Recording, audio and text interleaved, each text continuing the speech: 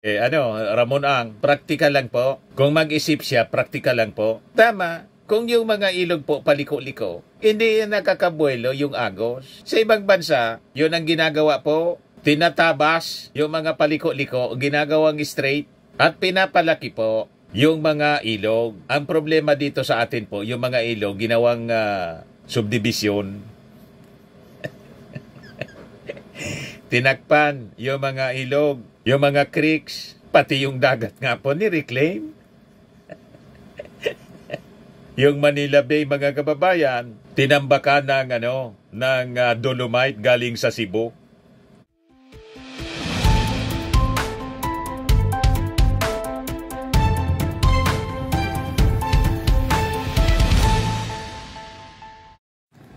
Hello po mga kababayan, si Dante Maravillas, Bicolano vlogger, broadcast journalist from Albay. I-share ko ito sa inyong naging statement po ni Senator Ping Lacson. Maganda po ito. Matapos na si businessman, San Miguel Corporation, President CEO Ramon Ang, nag-offer ng tulong para solusyonan yung pagbabaha sa Metro Manila at no cost sa ating gobyerno. And because of that, nag-post si Ping Lacson sa kanyang X account. Sabi niya, SMC Ramon Ang has offered to solve the recurring flood problems in Metro Manila at no cost to the government.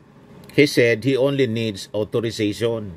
Imagine if the country's richest families will pool their corporate social responsibility resources together and do what government spends hundreds of billions in tax money every fiscal year but seems to fail to deliver. It may be a little out of the box, but why not?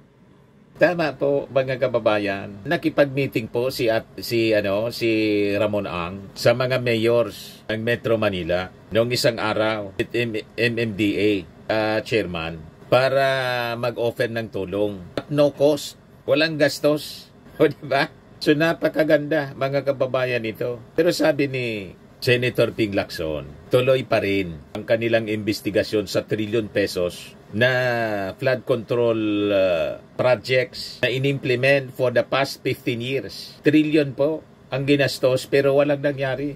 You see? So habang iniimbestiga nila, ang kailangan man lang po ni Ramon Ang, authorization. Yan po si Atong Ang. Ako po, San Miguel, Ramon Ang, nagbo-volunteer ako ngayon. Ako nang tutulong sa buong Metro Manila ng baha. At no cost to the people, at no cost to the government. O, kahit yung eskwela, gusto mo, bibili na ako ng lupa, kapalit doon. Tatayuan ko ng kapalit ng eskwela. At yung housing, bibili na rin ako lupa. Para tayuan ng pabahay yung mga tao doon. Para lang alisin natin yung mga pabahay at eskwela sa ibabaw ng ilog. Kaya, pag may problema, huwag tayo magtuturuan, di ba? Hanapin natin yung problema. I take it upon myself. I will cooperate with all of you at no cost to you guys. Kami lang gagawa. Oh, ang daming solution, ang daming pera pinag-uusapan. Kami lang gagawa.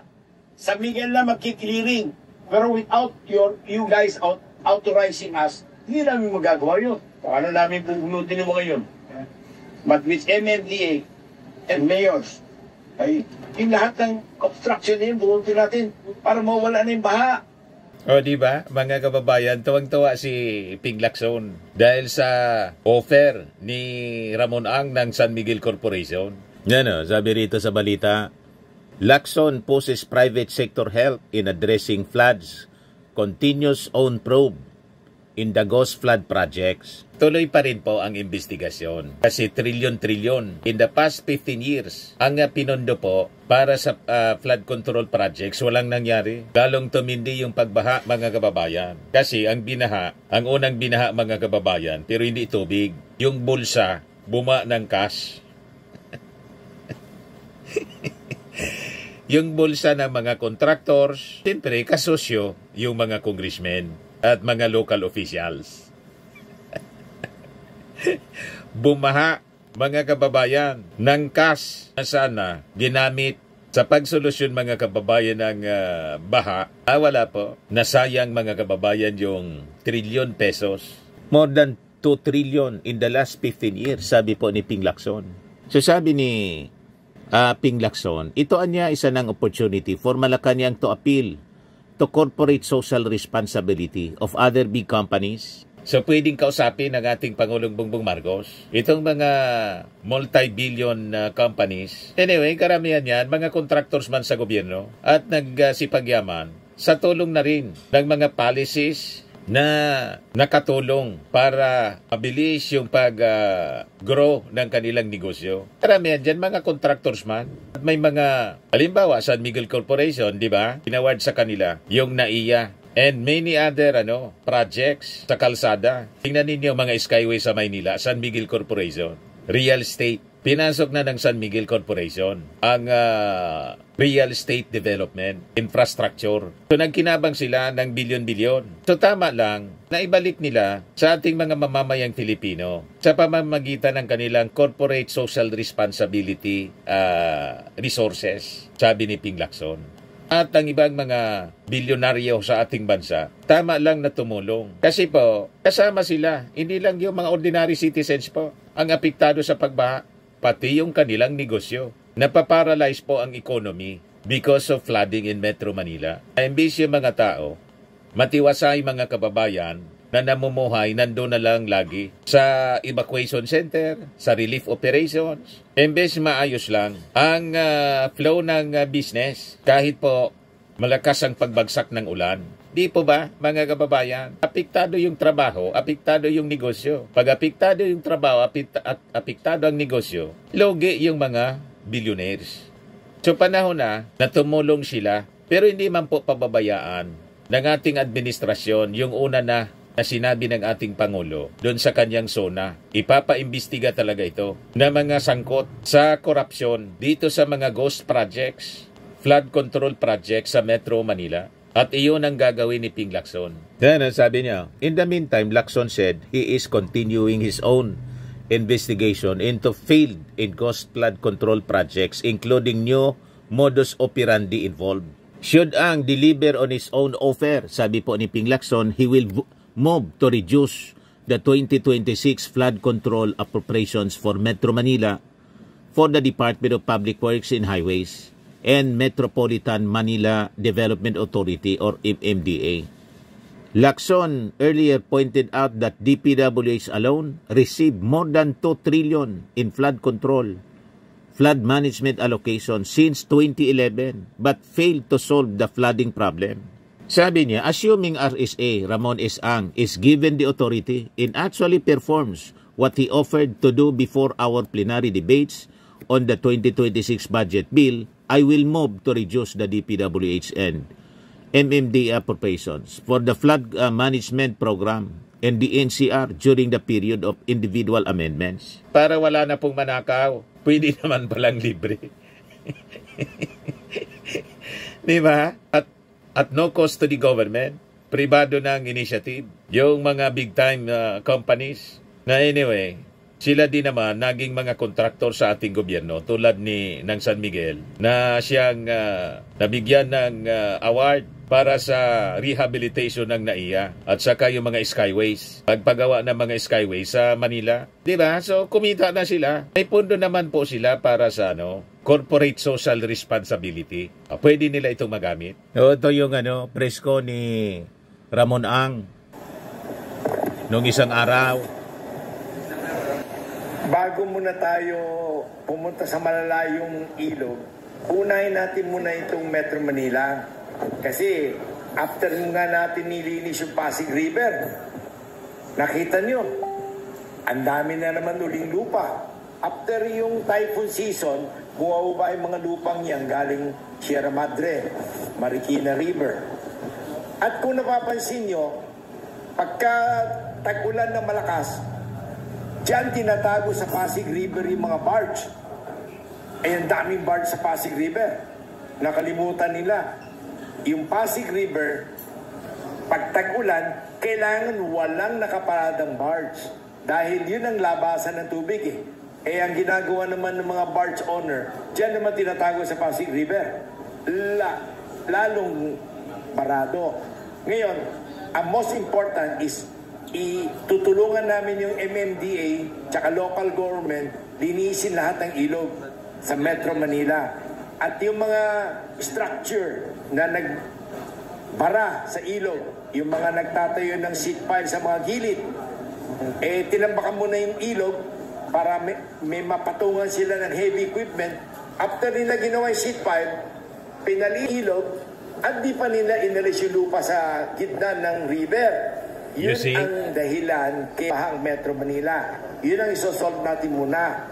Ngayon, with regards to your question, magkano gagastusin?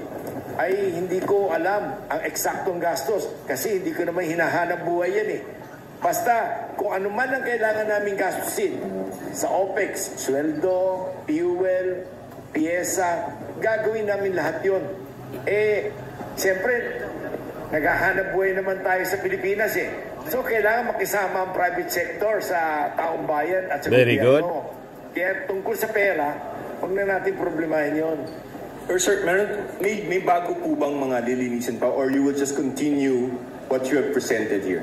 Hindi ka pa ba happy sa dami ng ilog na yun? Hindi, sir, baka meron pa. Hindi lang, sir. So you will continue cleaning up all this? Of course, ganito. Ulit ha, sinimulan nga natin yan from Pampanga River. Nilinisan natin yan. Bulacan, Angat River. Angat River is the most important drainage of Angat Dam, Ipo, and Bustos Dam. Nalinis na rin natin yan. Yung mga ilog sa Bulacan, may Kawayan River, Marilao River, lahat ng major river nililinis na natin. Bakit nagkakaroon pa ng konting baha ang Bulacan? Kamukha ng Malolo. Eh mga maliliit nilang creek at river, karamihan din nun, eh di ba sa local community nila, dapat lilinisin na nila yun. Eh hindi pa rin nila nalilinis. Most likely, bababaan namin yun, kami na rin maglilinis doon. O, yan. Ngayon, pagdating naman sa Valenzuela, Malabon na Botas, mababa talaga yung lugar niyan. Ang kailangan sa lugar niyan, yung Tulyahan River, which is their main drainage. Imbis na paliko-liko, dapat diretsoin natin ang pagbukas ng mga ilog na yan. Hindi yan engineer siya eh. Ramon Ang, praktikal lang po. Kung mag-isip siya, praktikal lang po. Tama. Kung yung mga ilog po paliko-liko, hindi yan nakakabuelo yung agos. Sa ibang bansa, yun ang ginagawa po. Tinatabas yung mga paliko-liko, ginagawang straight, at pinapalaki po yung mga ilog. Ang problema dito sa atin po, yung mga ilog, ginawang subdivision. Tinakpan yung mga ilog, yung mga creeks, pati yung dagat nga po ni-reclaim. Yung Manila Bay, mga kababayan, tinambakan ng dolomite galing sa Cebu. Ngayon pati yun sa iimbestigahan, yung dolomite project ni Digong, diyan sa Manila Bay. Gusto niya sana ang linisin. Maganda yung intensyon linisin. Nilinis lang niya sana. Hindi yung inimbaka ng dolomite na galing sa Cebu, hinakot pa, ayaw na bara yung mga lagusan ng tubig. Yan ang problema sa hindi masyado pinag-iisipan. Pabida palagi kasi, mga kababayan. Kaya imbes na makatulong, nakapirwisyo po. Ito na ngayon, mga kababayan, yung nangyayari. Buti na lang, si Ramon Ang at no cost to the government. Lahat ng gastos, sagot na niya. Kasi sabi niya, tama naman, nagninegosyo siya dito sa Pilipinas. So kailangan ibalik din yung pakinabang, yung gains, economic gains sa kanyang pagninegosyo. At nagninegosyo din siya sa gobyerno. Pero itong paglilinis, hindi siya magcha-charge sa gobyerno. Parte na ito ng corporate social responsibility na may pondo naman ang mga companies, mga kababayan. Kaya maganda yung naisip ni Ping Lacson, encouraging other companies, other billionaires, tulad ni Manny Villar. Di ba? Ni Henry C. Yung may-ari ng Gokongwi, may-ari ng Cebu Pacific, sino pa? Yung mga Ayala, Yung nasa lista po ng Forbes magazine na mga billionaires. Ano naman na gayahin nila certain portion ng kanilang CSR resources. Itulong po dito. Anyway, pag laging baha po, yung kanilang negosyo man mismo, yung kanilang operations ng business, apektado kasi hindi makagalaw yung mga tao. Di ba? Sino bibili sa kanilang mga produkto? Sinong papasok sa opisina ng kanilang mga companies kung hindi makagalaw kasi baha sa mga kalsada? Tama po. Kaya maganda itong sinasabi ni Ramon Ang. Pwede itong gawing senador. Kung umulan man ng malakas, after umulan na malakas, madali lumabas yung tubig. Hindi yun baha sila for several days or several weeks. Yun naman mga baha sa Manila, minsan mga maling engineering ng nakaraan ng araw yan. Yung mga lagusan ng tubig na yan, natayuan ng something, di ba? Pumping station na itayo sa gitna. O kumbaga, naglagay ng sheet pile, hindi inalis yung mga lupa. Yung mindset kasi po ng mga taga-DPWH, gumawa lang ang gumawa. Yung maayos nga, sinisira yung mga kalsada kasi after sila sa budget. Dapat pati yung mga infrastructure po, hindi tulad sa ibang bansa, Malaysia, halimbawa, yung mga tulay at mga kalsada, matagal masira. Dito po, yung mga tulay, collapsible. Dapat madali masira para sige lang ang allocate ng pondo. Nakita ninyo, sige lang ang yaman nila. Sige yaman sa pamimirwisyo sa atin pong mga kababayan. Hindi pa sira yung kalsada, sinisira na. Kasi may allocation ng pondo, may nakaprograma na niya dyan, sirain na natin. Ganun ang mindset nila. Mindset ng mga kurakot. Itong si Ramon Ang kasi po, bilyonaryo, multi-billionaire. Wala nang rason para mangurakot pa sa gobyerno. Kumita na. Ang dami na niyang kita sa kung anong-ano mga negosyo. Diba? Kanya yung Petron. Yung San Miguel Corporation, napakalaki na company. So wala nang rason. Siguro kahit man ako, ganyan ako kayaman, magbubuluntir din ako para kalkalin yung mga ilog. Diba? Kasi ano pa man, unang-una, matanda na rin si Ramon Ang. Kailangang ibalik din niya yung kanyang pakinabang sa kanyang pagninegosyo dito sa ating bansa. Iyon ang rason niya. So, tutulungan namin linisin yan. Yung Malabon, Nabotas, Valenzuela, Manila, Quezon City. Lahat yan. Kabukaan yung pinakita namin sa inyo. Bakit ba nagbabaha yung Commonwealth Avenue? Kasi nga, yung ilog, ginawang kalsada, 1 kilometro. Tinayuan ng housing. Tinayuan pa ng eskwela. Anong pangalan ng eskwela? Alam mo ba?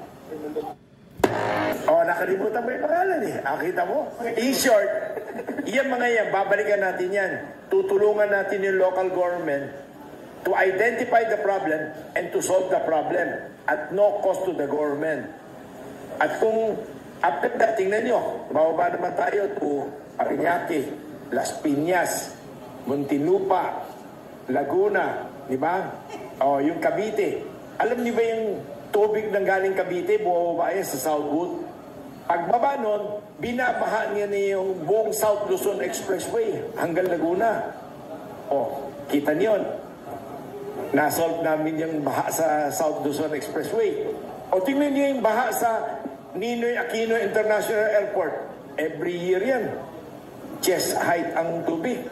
Bakit niyo yun? Walang baha. Dahil nilinis na natin yung mga ilog. Pero yung mga Pilipino, pinagtatawanan lagi ang Pilipinas. Pag may baha, nilalagay sa TikTok. Oy, baha ang Pilipinas, baha.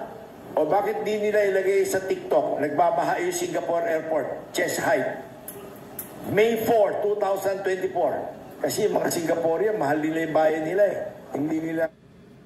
Mahilig tayo yung mga kamalian natin, yung mga pangit sa atin, excited tayo. Yan ang mindset ng mga Pilipino. Mindset ng mahirap, yung mga kasiraan. Yun ang mahilig natin na ipangalandakan, tulad ng ginagawa ni Sara. Bangag, bangag, bangag. Butod, butod, butod. Ngiwi, ngiwi, ngiwi. Yan ang mga supporters ni Sara. Hindi tinitingnan yung magandang ginagawa ng ating Pangulo. Ang daming magagandang ginagawa, tinatakpan nila ng mga intriga, paninira. Walang ganong gawain ang ibang lahi po. Tulad sa Singapore, yung mga nakita nila na mga mali, hindi na nila pinapangalandakan kasi kasiraan nila yon. Tayo, yung mga Islams dito, yun ang ginagawa nating pelikula. Mindset of the poor. Tingnan ninyo sa Japan, tingnan ninyo sa sa South Korea. Hindi na nila yun ginagawa. Sa mga movies, yung mga Islams, yun ang ipapakita, yung mga pangit. Ang ginagawa nila sa mga film, sa mga pelikula, yung kanilang mga magagandang lugar, yun ang pinifeature nila para ma-promote yung bansa. Dito, pag may krimen, ipapangalanda ka na. Nakakatakot na niya dyan sa Pilipinas. Patayan dito, patayan doon. Hindi na niya ligtas yung yung maglakad ka ng gabi. Kaya nga ako, sa mainstream media, ganun din. Lahat negativities ang binabalita. Kaya kahit ako noon, mga kababayan, takot akong lumuwas ng Maynila, maglakad sa gabi. Nung pabalik-balik na kami sa Maynila, kahit 3 o'clock umuwi kami ni Mrs., wala man pala problema. Kasi yung laging binabalita ni Kabayang Noli sa TV Patrol, yung mga police reports ng saksakan sa Tondo, snatching, barilan. Pero pag napumunta ka sa Maynila, tahimik man. Di ba? Yung anak ko nga, nagtapos sa Maynila, yung bunso ko, mag-isa. Safe man. You see? Yun kasi yung mindset natin. Lahat ng kasiraan, yun ang gusto natin binabalita. So we have to learn from the mindset of the rich people tulad ni Ramon Ang. Ano sabi niya? Binabaan din na niya sa Singapore, kaya lang niya, hindi nila binabalita.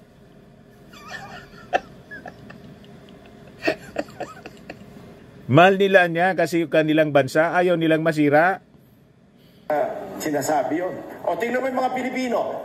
Pag pumila sa airport, sa immigration ng 30 minutes, galit na. Nilalagay na sa TikTok. Pero pagdating sa Amerika, 3 oras sila nakapila. Walang problema. Pagdating sa immigration, nakayuko pa. Good morning, sir. Nanginginig pa. Pagdating ng Pilipino sa Tokyo, ang pila sa immigration, 2 oras. Pagdating doon, kulang na parang binatukan pa tayo. O ba't wala tayong kakibo-kibo? Laging may reklamo. Kahapon, nagpunta rito yung mga demonstrator ng San Lakas.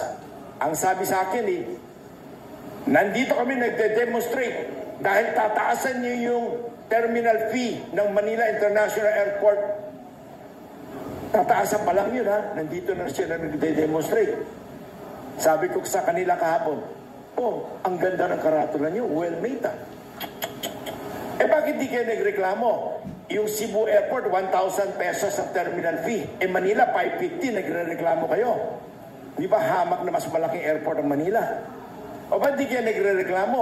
Sa Bohol, 900 pesos. Oo nga, ano ba yun? Kita nyo, sino yung nagsabi sa inyo pumunta rito? Hindi sinabi sa inyo yung katotohanan, ano? Ganda ng lecture po ni Ramon Ang. Kaya sila mayayaman. Tayo mahirap. Yung mga Pilipino, bakit? Mahilig magreklamo. Kulang na lang ninyo, ireklamo yung sarili ninyo dapat. Reklamo kayo ng reklamo. Tingnan nga ninyo yung sarili ninyo kung anong ginagawa ninyo. Di ba? Yung mga farmers, imbes na magtrabaho sa farm, nasa kalsada, nagrarally.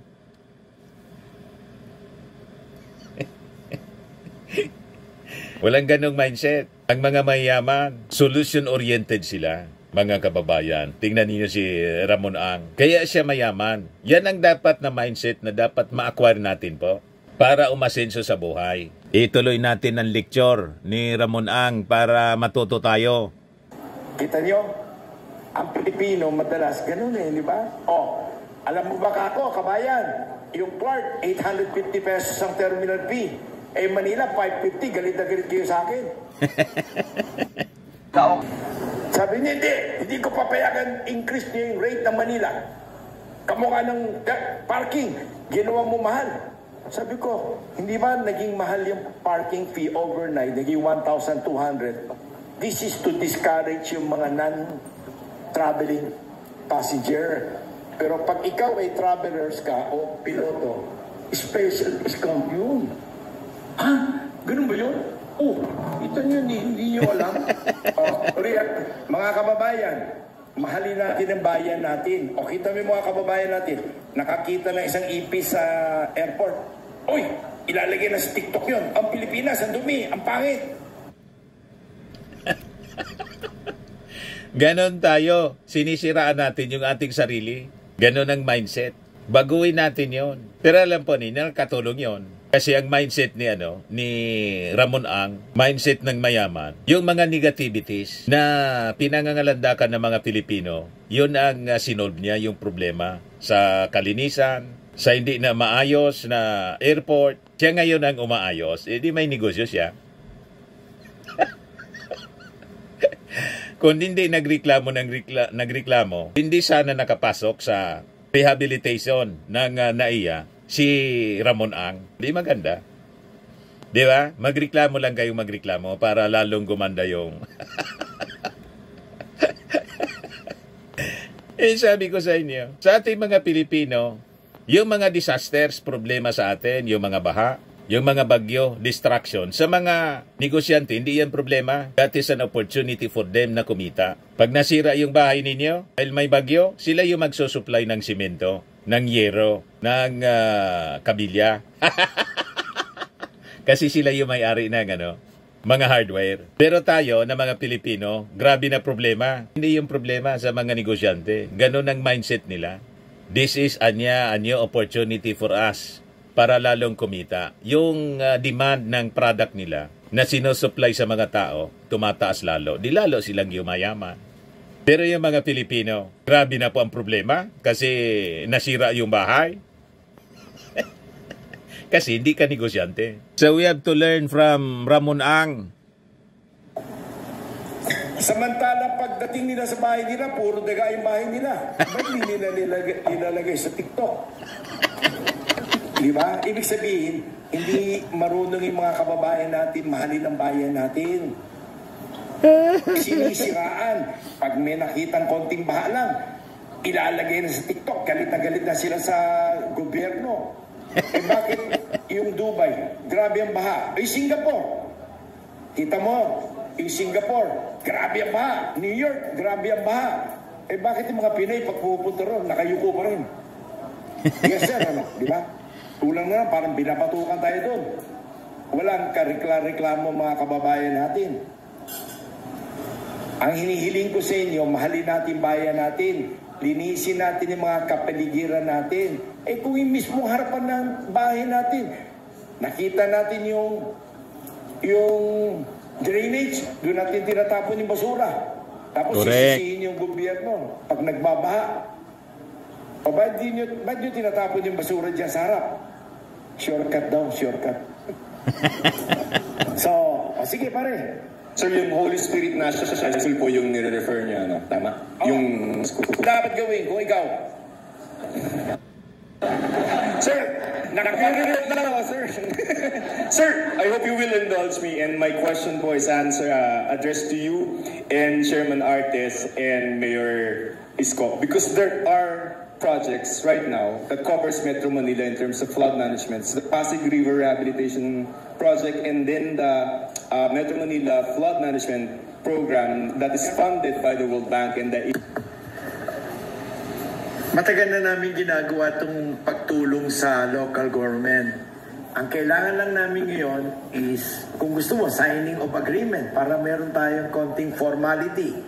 Pero i-identify lang ng local government, local mayors, yung mga problema kung saan nagbabaha, saan nagbabara.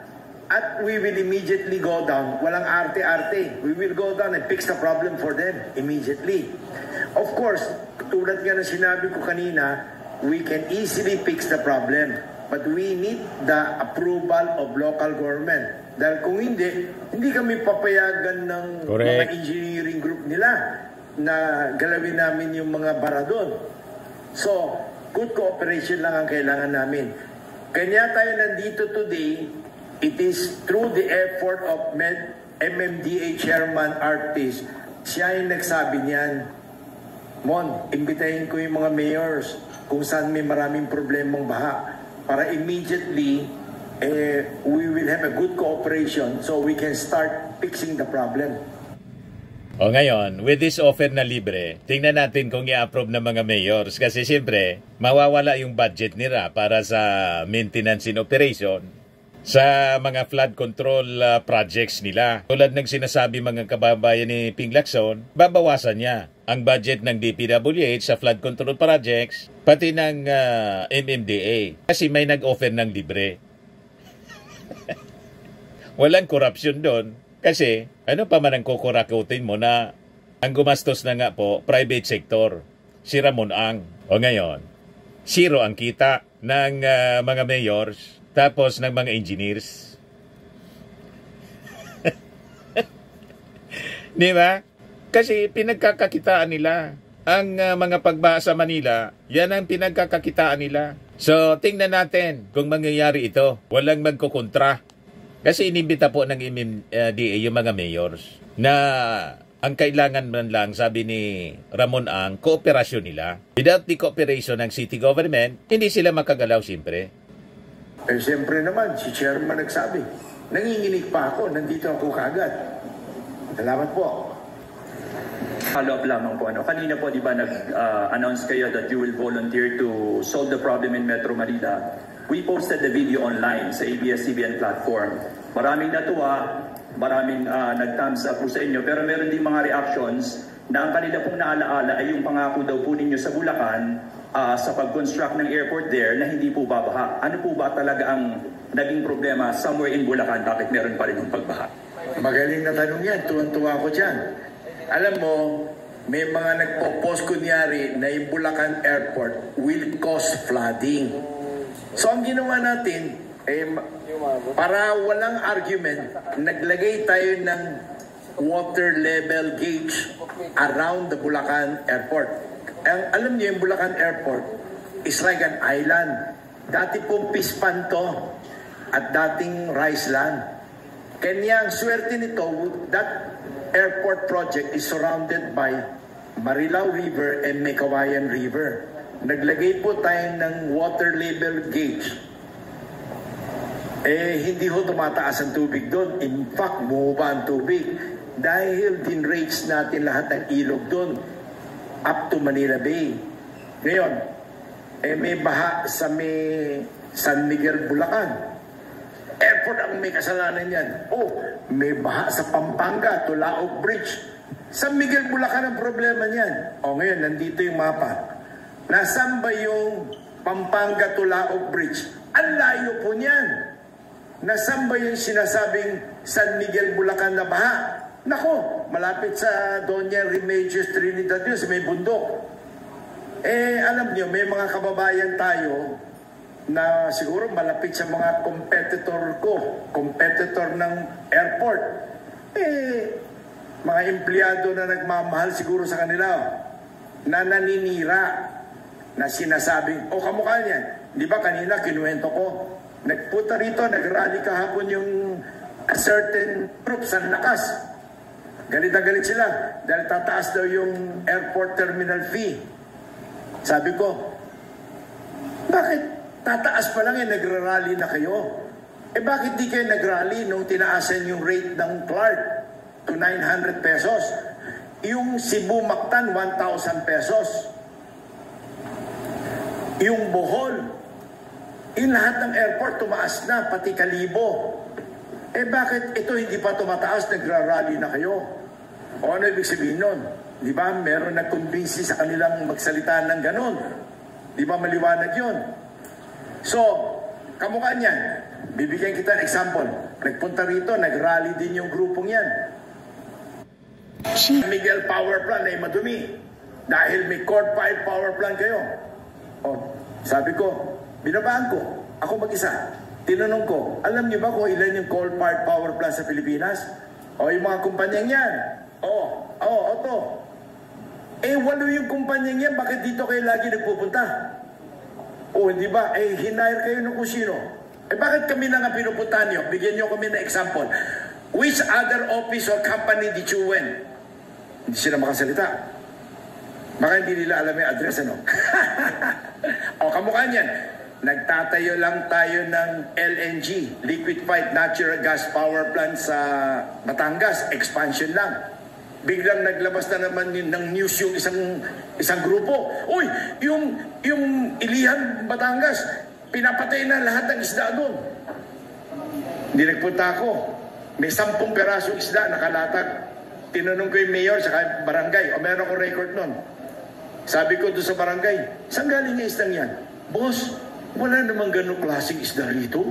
Saan kaya galing to? Tsaka galing sa Maynila kagad yung mga media pumunta rito sa Batangas. Eh dapat local media muna o dapat kami magreklamo na may fish kill. O sabi ko, bakit nagkaganon? Boss, meron nagpupunta nga rito eh. Inuudyukan nga kami. Competitor din yun. Now you know. Inuudyukan po. Negosyo din nila yung mag-rally. You see, pagkakababayan. So, abangan na lang natin kung papayag yung mga mayors na yung pag-sosolve sa problema sa baha, libre na. Si Ramon ang gagawa ng solusyon. Na ang consequence nito, wala nang negosyo. Kasi po, libre na yung paglilinis. So yung mga pinagkakakitaan ng kung sino sa flood control and declogging operations, mawawala na yon kasi libre nang inoffer ni Ramon Ang. Tingnan natin, ang kokontra, ang ibig sabihin, kurakot. Tama ba? Sa mga naghanap ng malinis and spacious fitness gym, pumunta lang po kayo sa aming Colossal Fitness Gym. We also offer Grab Car Rental with our brand new 2023 model ng Toyota Innova. We also accept booking for those who are planning to travel via PAL, Cebu Pacific, and other airline companies, local and international, and bills payment for Meralco Bills, PLDT, Aleco Bills, etc. Ang Colossal Fitness Gym is located at 3rd floor Security Bank Building, Landco Business Park, Legazpi City, Albay. For inquiries, look for Chilon Maravillas. Contact number 0966-802-0949. Yan yung aming Innova. Lagi na pong matao sa amin. Pati mga foreigners po, tingnan ninyo. Mga British tourists sila. Ang lalaki ng katawan na, mga kababayan, nag-gym sa amin. Ito naman po, Indian National. Ito mga mga European sila. Ito naman yung bago naming product na binibenta online, Eye Glow Serum.